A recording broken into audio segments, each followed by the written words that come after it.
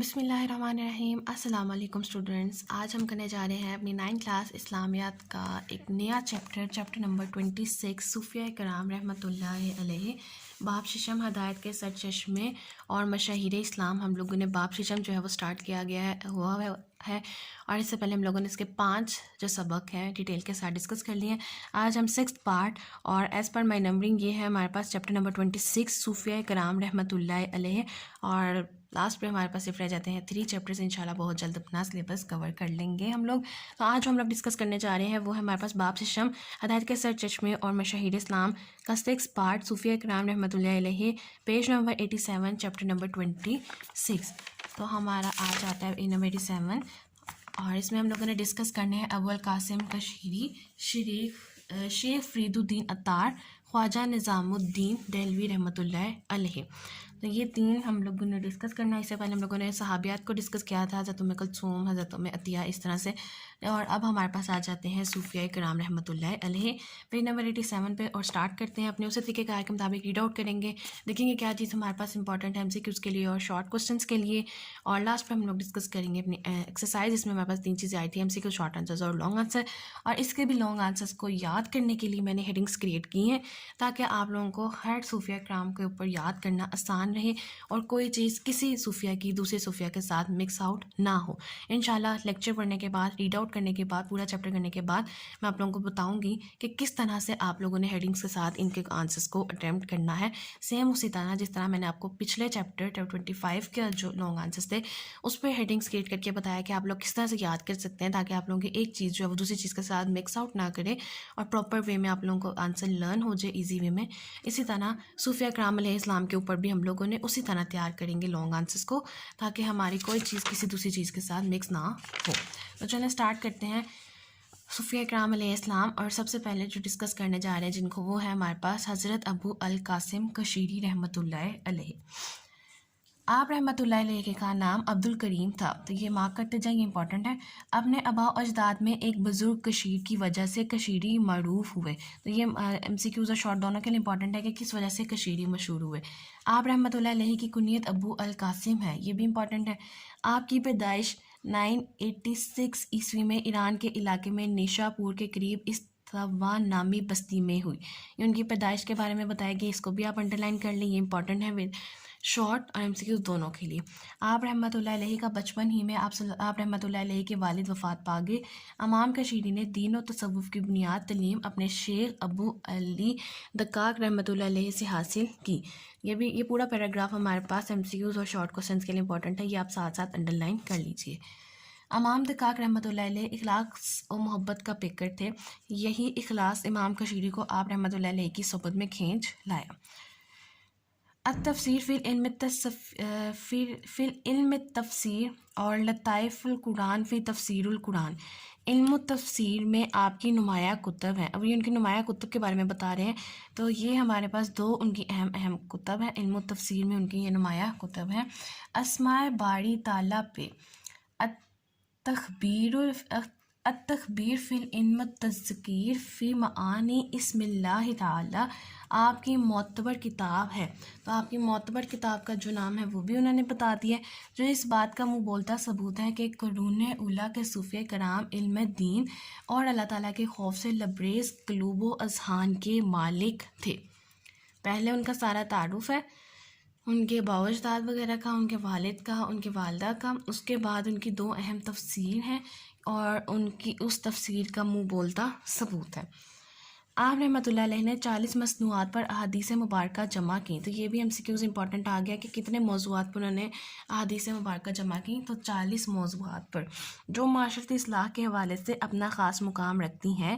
حضرت علی حجویری رحمۃ اللہ علیہ کشف المحجوب میں امام کشیری رحمۃ اللہ علیہ کے بارے میں فرماتے ہیں کہ آپ متاخرین صوفیہ کے امام ہیں جو اپنے زمانے میں یکتا اور قدر و منزلت میں عرفہ و اشرف تھے۔ ہر فن میں آپ رحمۃ اللہ علیہ کے اوصاف موجود ہیں۔ آپ رحمۃ اللہ علیہ کی محققانہ تصانیف بہت زیادہ ہیں۔ امام کشیری نے امام بہیقی اور امام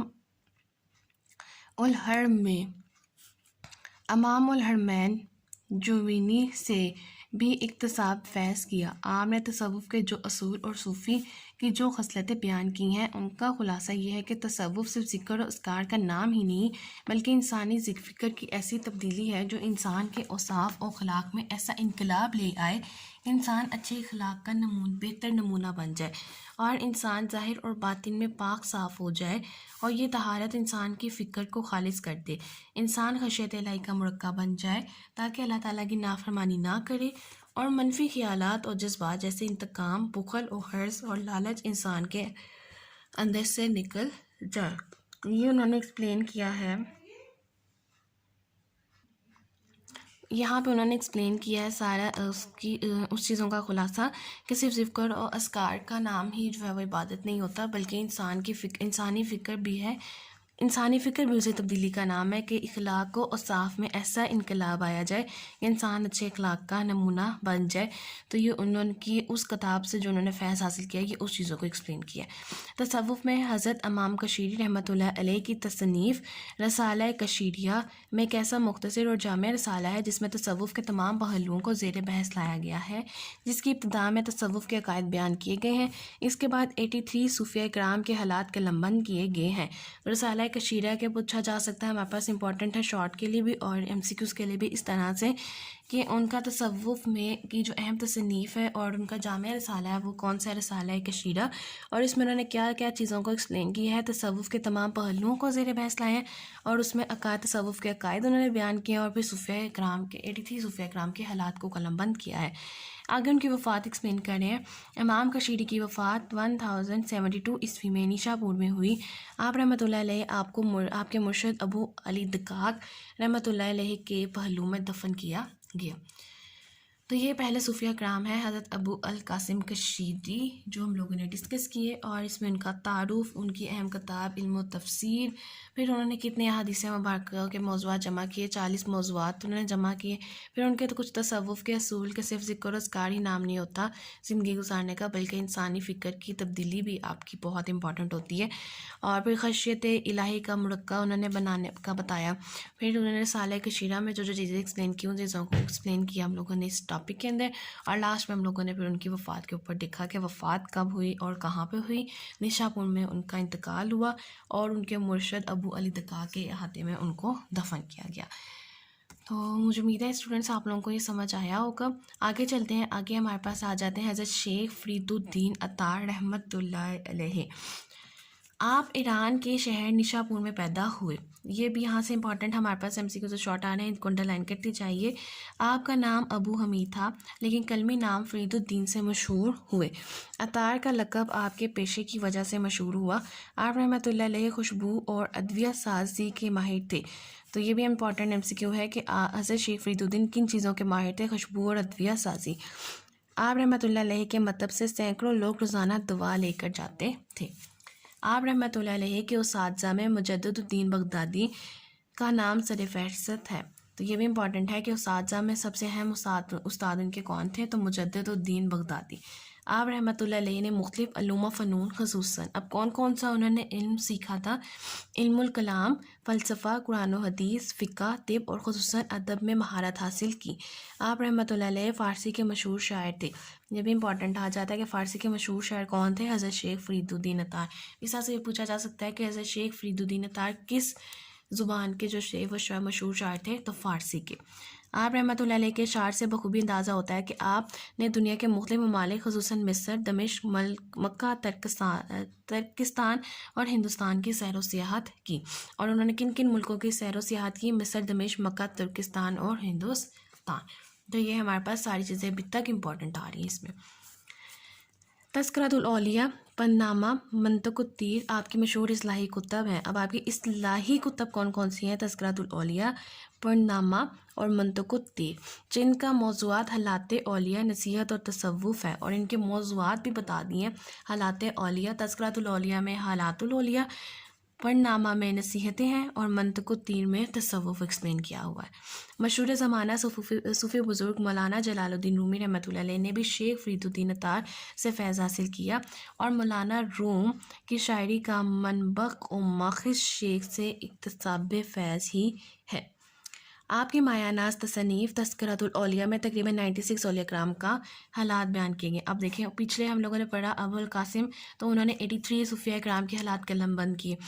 حضرت شیخ فرید الدین نے 96 اولیاء کرام کے حالات بیان کیے ہیں اپنی مایہ ناز کتاب تذکرۃ الاولیاء میں. پڑھنامہ میں جن موضوعات پر آپ نے لکھا ہے ان کی ترتیب اس طرح ہے. اب پڑھنامہ جو ان کی کتاب ہے جس میں انہوں نے موسٹلی نصیحت وغیرہ کا بھی ڈسکس کیا ہوا ہے، تو اس میں انہوں کی جو ترتیب ہے وہ کیا ہے. پہلے حمد باری اور نعت رسول مقبول صلی اللہ علیہ وسلم، پہلے حمد ہے پھر نعت. اکثر اردو کی کتابوں میں اگر آپ کبھی دیکھیں تو پہلے حمد آتی ہے پھر نعت، اور اسی طرح سے آگے آپ کی تصنیف کے چیپٹر سٹارٹ ہوتے ہیں. تو اس میں بھی پہلے حمد باری تعالیٰ، نعت رسول مقبول، آئمہ دین، مجتہدین کی فضیلت، نفس کی بجائے احکامات الہیہ کی تابع فرمانی، خاموشی کے فوائد، ریاکاری سے اجتناب، اخلاق حسنہ، اہل سعادت کے ساتھ بیٹھنے کے فوائد، سکون و عافیت کے اسباب، عجز و انکسار، ذکر کے فوائد اور غصے کے نقصانات، اور زندگی کو اللہ تعالیٰ کی بہت بڑی نعمت سمجھنا. نیز مذکورہ تعلیمات سے ان حضرات کی معاشرتی اور روحانی خدمات کا بخوبی اندازہ لگایا جا سکتا ہے. آپ کا معاشرہ اگر ان تعلیمات پر عمل پیرا ہو جائے تو انفرادی اور اجتماعی اصلاح ممکن ہو سکتی ہے. اہل اللہ کی صحبت سے ہی ظاہری اور باطنی فوائد و ثمرات حاصل ہو سکتے ہیں. 1221 میں تارتریوں کے ہنگامیوں کے دوران میں 114 سال کی عمر میں آپ رحمۃ اللہ علیہ کی شہادت ہوئی. آپ کا مزار مبارک نشا پور میں واقع ہے. تو یہ ان کی وفات کا انہوں نے ڈسکس کیا ہوا. نیکسٹ آ جاتے ہیں حضرت خواجہ نظام الدین اولیاء دہلوی، اور ان کو دیکھتے ہیں کہ ان کے کی کیا خدمات ہیں، ان کا کیا تعارف ہے، انہوں نے کتنی حدیثوں پہ اور کتنے صوفیہ کرام پہ جو ہے وہ کام کیا ہوا ہے. تو سٹارٹ کرتے ہیں. بر صغیر پاک و ہند میں سلسلہ چشتیہ کے معروف صوفی بزرگ ہیں. امپورٹنٹ لائن ہے، آپ اہل بیت کے چشم و چراغ ہیں. آپ کا نام محمد نظام الدین، والد کا نام احمد بخاری، سلطان الاولیاء اور محبوب اعلیٰ مشہور القابات ہیں. آپ رحمۃ اللہ علیہ کے آباء و اجداد بخارا سے ہجرت کر کے بدیون آباد ہوئے. وہیں بدیون میں 1237 میں آپ کی پیدائش ہوئی.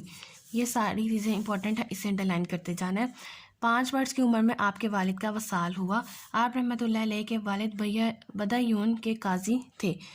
15 برس کی عمر میں دہلی تشریف لائی. یہ بھی امپورٹنٹ ہے. قرآن و حدیث اور فقہ میں آپ کے اساتذہ میں علامہ الدین اصولی، شمس الدین خوارزمی اور کمال الدین محمد الزہد رحمۃ اللہ علیہ قابل ذکر نام ہے. یہ بھی ہمارے پاس امپورٹنٹ ہے کہ ان کے مشہور اساتذہ اور ان کے کون کون اساتذہ کرام نے ان کو تعلیم دی، تو یہ تینوں امپورٹنٹ ہیں ہمارے پاس. 20 سال کی عمر میں اجودھن موجودہ پاک پتن شریف میں بابا فرید الدین گنج شکر کے دستے مبارک پر بیعت کی اور 6 پہاڑوں کا درس حاصل کیا. تو یہ آپ سے پوچھا جا سکتا ہے کہ کس عمر میں انہوں نے کس کے اوپر بیعت کی تھی. تو بابا فرید الدین گنج شکر کے دستے مبارک پر انہوں نے بیعت کی تھی اور 6 پہاڑوں کا درس حاصل کیا تھا. شیخ نے کلا چہار ترکی یعنی کہ 4 کونوں والی ٹوپی عطا کی، جو بنیادی طور پر 4 چیزوں کو ترک کرنے کا وعدہ تھا. اب وہ 4 کونوں والی ٹوپی کن 4 چیزوں کو ترک کرنے کا وعدہ کر رہی تھی؟ دنیاوی مال و متاع کے حصول کے لیے لامحدود مشقت کو ترک کرنا، ایسا خوف آخرت جو خوف الہی پر غالب ہو، اس کو ترک کرنا، بہت زیادہ کھانا اور سونا ترک کرنا، نفس کی تابع فرمانی ترک کرنا. تو یہ 4 چیزوں کو اوائڈ کرنے کے لیے بنائے تھے اور ان کا وعدہ تھا. یہ چیزیں آج بھی سلسلہ چشتیہ کا امتیاز ہیں اور یہی اسلامی تعلیمات کا نچوڑ ہے.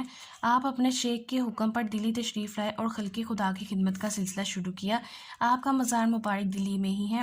آپ رحمۃ اللہ علیہ اپنے مریدین کو کثرت سے قرآن مجید کی تلاوت کی ہدایت فرماتے. آپ کو علوم القرآن پر خاص دسترس حاصل تھی. آپ نے پوری زندگی طب، علم، عبادت، ریادت و مجاہدہ اور لوگوں کی تربیت اور اصلاح میں گزار دی.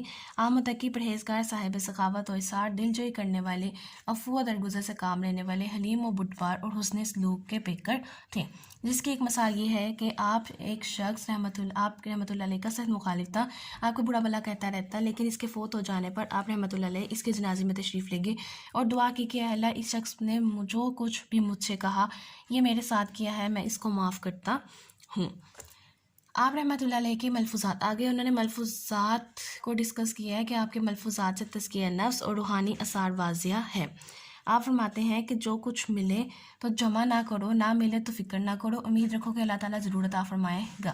کسی کی برائی نہ کرو، بلا ضرورت قرض نہ لو، ظلم کے بدلے عطا کرو، ایسا کرو گے تو بادشاہ تمہارے در پر آئیں گے۔ فکر و فاقہ رحمت الہی ہے، جس شب فقیر بھوکا سویا وہ شب اس کی شب معراج ہے۔ تو یہ امپورٹنٹ ہے، اسے مارک کر لیں۔ اللہ کی راہ میں جتنا بھی خرچ کرو وہ اسراف نہیں، جو اللہ کی راہ میں خرچ نہ کیا جائے اسراف ہے، خواہ کتنا ہی کم ہو۔ ہر صوفی بزرگ کی طرح آپ رحمۃ اللہ علیہ نے بھی اللہ تعالیٰ کی مخلوق کی خدمت کی اور بڑے صغیر کے معاشرے کو سدھارنے میں اہم کردار ادا کیا۔ ہزاروں کی تعداد میں فقراء و مساکین آپ کے لنگر کھانے سے کھانا کھاتے۔ آپ نے لوگوں کی رہنمائی کے لیے اخلاص و تقویٰ سے بھرپور شخصیات تیار کی۔ ان میں شیخ نصیر الدین چراغ دہلوی، امیر خسرو اور حضرت امیر حسن کے نام سر فہرست ہیں۔ ایک بار طالب علم آیا، آپ رحمۃ اللہ علیہ کے سامنے اپنی ضروریات بیان کی تو اس وقت آپ کے پاس ایک بیل کے سوا کچھ نہ تھا۔ آپ نے وہی بیل طالب علم کے حوالے کر دیا اور فرمایا جاؤ دینی علمی ضروریات پوری کر لینا۔ آپ نے خاندان خلجی اور خاندان تغلق تک کے مختلف سلاطین کا زمانہ دیکھا۔ آپ نے ان کی بھی ہر ممکن اصلاح کی کوشش کی۔ راحت القلوب آپ کی وہ تحریری کاوش ہے جس میں آپ نے اپنے شیخ کامل بابا فرید الدین گنج شکر کے ملفوظات اکٹھے کیے۔ تو راحت القلوب میں کس کے ملفوظات ہیں؟ بابا فرید الدین گنج شکر کے۔ افضل الفوائد، اب اس کے اوپر بتا رہے ہیں کہ آپ کے اپنے ملفوظات ہیں۔ افضل الفوائد میں انہوں نے اپنے ملفوظات رکھے ہیں جو امیر خسرو نے جمع کیے ہیں، اور فوائد الفودود آپ کے وہ ملفوظات ہیں جن کو حضرت امیر حسن سجی نے جمع کیا۔ یہ ملفوظات آپ کی تعلیمات کا نچوڑ ہیں جن میں شریعت، عبادت، احسان، حقوق اللہ اور حقوق العباد کا تفصیلی بیان ہے۔